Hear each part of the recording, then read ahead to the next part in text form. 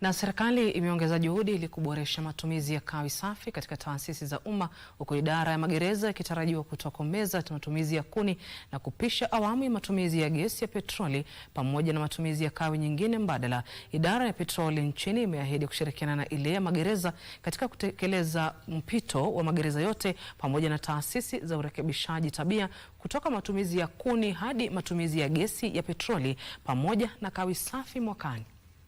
Akizungumza wakati wa ziara kwenye gereza la eneo la Viwandani linalohusika na kuwazuilia wafungwa rumande pamoja na kuwatuma kuhudumu kwenye magereza mengine na ambalo ni sehemu ya taasisi 3 zilizolengwa katika awamu ya majaribio ya mpito huo, katibu katika idara ya petroli nchini Kelo Harsama alisema serikali inaweka mikakati ya kuwekeza katika miundo msingi wa matumizi ya kawi safi katika upishi kama sehemu ya juhudi zinazoendelea za kuharakisha mpito wa Kenya kutumia kawi safi pamoja na kuafikia lengo la taifa hili la maendeleo endelevu. The State Department of Correctional Services, the PSCs here,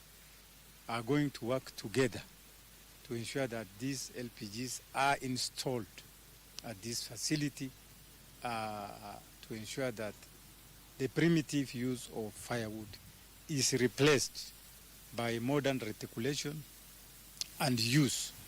of LPG. Katibu katika idara ya magereza Daktari Salome Biako amesema idara yake inalenga mpito kamilifu wakati wa mwaka wa sasa wa fedha kupitia mpito kwenye ufanisi katika gereza la wanawake la Lang'ata. Not using wood fuel, which we know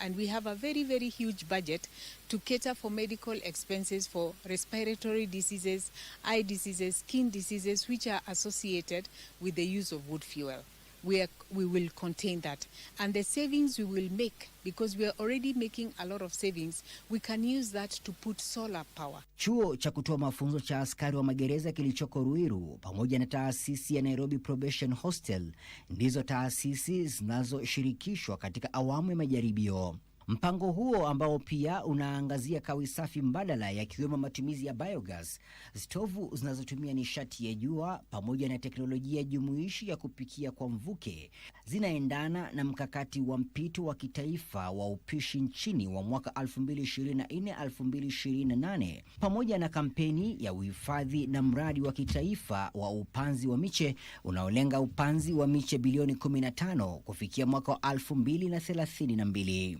Mpito huo pia unaendana na ajenda kitaifa mageuzi ya kiuchumi, wajibu kwa mabadiliko ya tabia nchi, mkakati wa kitaifa wa ukuaji wa LPG na kauli mbiu ya mwaka huu ya idara ya magereza kuhusu mageuzi katika idara ya magereza kupitia teknolojia na suluhu ya kawi safi. Michael Mundiga, Darubini Wikendi.